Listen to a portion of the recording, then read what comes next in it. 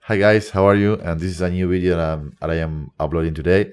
I plan to upload one video per day during a whole month. So it will be a whole month full of tutorials and tips and techniques in Blender. So in this case, first of all, I want to thanks everyone who subscribed, who gave a like, who comments. I mean, I'm really thankful for that.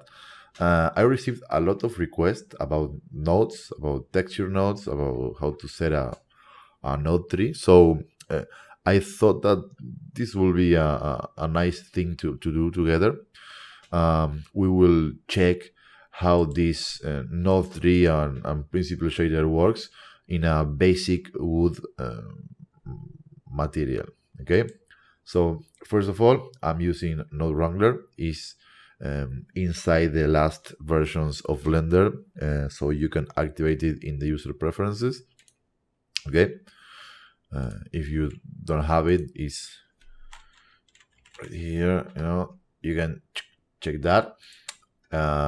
So for example, the first thing that I do always is I change this diffuse with a Shift S. I will activate the screencast. I don't know if it will work, but okay. I change for this diffuse for a principle. Okay, with the add-on with the node wrangler. Then with Shift, Control, and T, we access to the principal texture setup.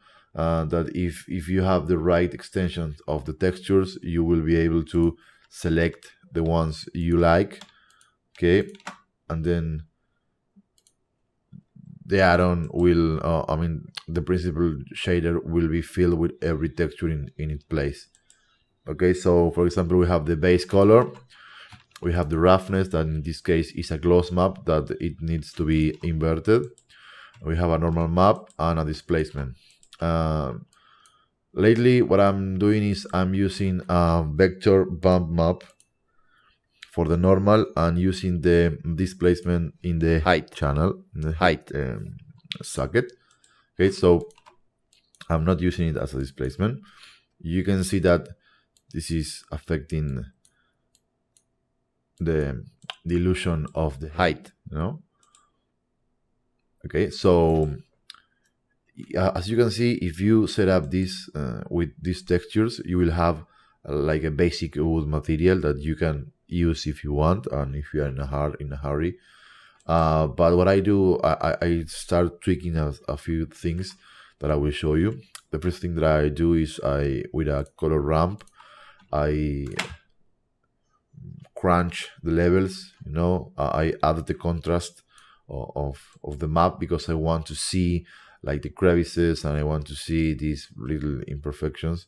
So I will go up with the whites and with the blacks, because for example in this light source, what I want to see here is how the light is not reflected in some points. So for example, I will upload here, I will level up the whites, maybe a bit less, and these are all artistic choices, so you can do whatever you want. But I want to explain you that how this actually works. In the slides, in everything in Blender, you have ones and you have zeros. Okay, so if you put everything in zero, the roughness is in zero, you will see like it's completely reflective. And if you put that at 1, you will see that it's not reflective at all. So with the maps, it's the same, because the 0 is black and the 1 is white. So what you are telling to the system, to the node, is every part of the map that it contains black, it will be 0 roughness, and every part of the map that it contains white, it will be 1, or in those kind of levels. So in the map of the roughness, you can see that the crevices will be not reflective and some parts of the planks will be reflective. So if we put this here, you can see that in action. So this is the theory about the roughness and how it acts in terms of values. everything acts the same. The mixed nodes with the fact, I mean, everything is like the same. The 0 is black and the 1 is white. Okay, so the other thing that I do here, that I like to do, is, of course, I like to tweak a bit this displacement map, because I want to see the blanks like going up, because as you can see in the map, this is not for the crevices, this is for like the blanks. You will see like the blanks going up and down, or at least that's the illusion.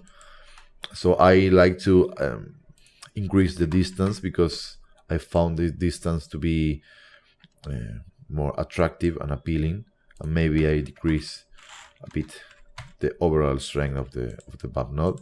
Okay, so this is like a basic setup, but what I like to do is I usually add some texture, some complement texture to add like some imperfections. You can find in a lot of places. I use the most known of all the sites.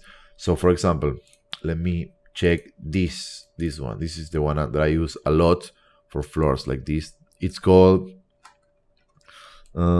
Tabletop Kitchen 001. So in this case, you can see the map. I like because it has some scratches and some smudges. This is we like the same. I mean, remember, this will affect the roughness, and I will make this affect also the displacement. So you need to understand that if these are scratches, the scratches are not reflective, so it's supposed to be white or 1, and in this case is 0 and in black. So I will change it. I will put a non-color data. I will invert the information, so you can see now that the scratches will be not reflective.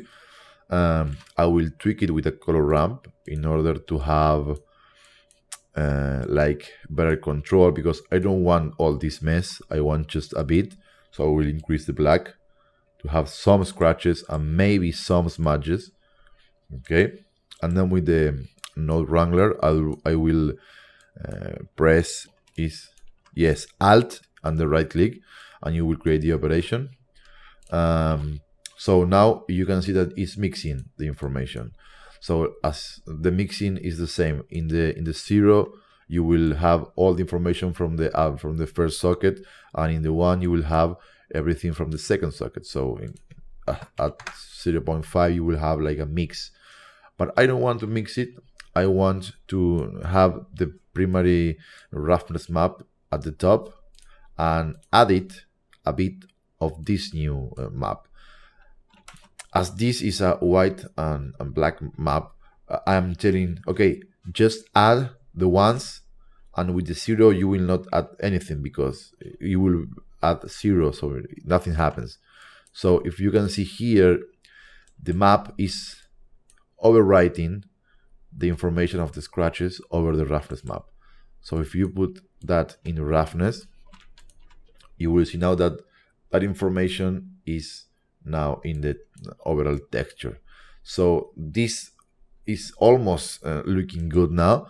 And the last thing that I can think of is I can add to the displacement, and that it will affect this bump node.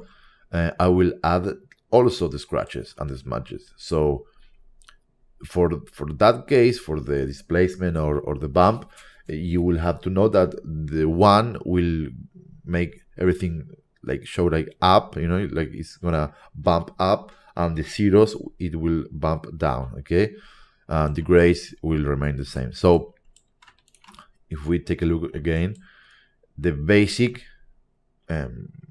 map, it has the 0, it has the black. So I want this to be scratched like a bump down, so I will use it as it is. I will add to the other displacement map. This is getting a bit messy, but you know the drill.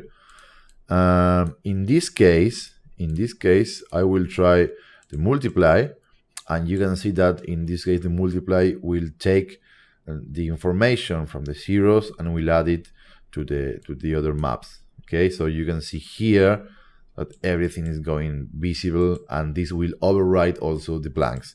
So let's use it and see how it's looking now.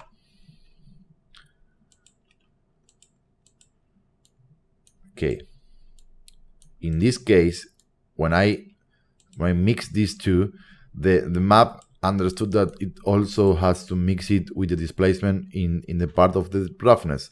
So I will bypass that, and now you can see how it's looking. So you can see that the scratches, you can see the variation on the roughness. I mean, it's all there. Of course, this is a lot of scratches, so I will decrease it just a bit with a multiply node, maybe 0.2. It will be enough, because I want something subtle. Subtle, I don't want anything too much. Maybe 0.3. I mean, this is looking good. So here you have, guys. This is like I work like this in my nodes. I use a lot of principal shaded and a lot of PBR textures. I played a lot with the node wrangler. I mean, I mix a lot of overlays, images, and imperfection as smudges, and maybe a few footprints. But this is how I work, and this is how I do it. If you like it, and if you think that it was like well explained, well, let me know in the comments. If you want anything else to be explained, let me know in the comments. And please share and subscribe and give a like. I mean, everything. You know the drill. So thanks a lot for spending this time with me. And let's have another session tomorrow in the third tutorial, because we are 28 tutorials left from the end. I will be here even 24 and 1st of January. So, I mean, I will be here. See you next time, guys. Bye.